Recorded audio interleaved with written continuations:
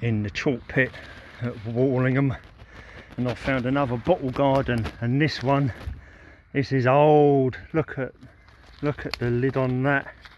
Flipping heck.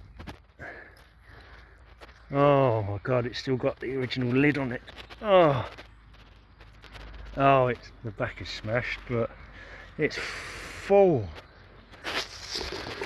Look at that. Screw on rubber gasket. Yeah, half of the lid is gone.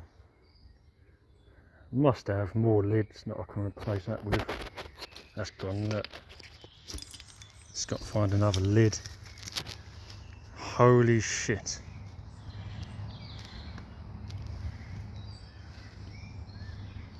What a habitat that is. Amazing. Hopefully I can find something, another lid to block the end. Wow. It'll look great once it's cleaned up.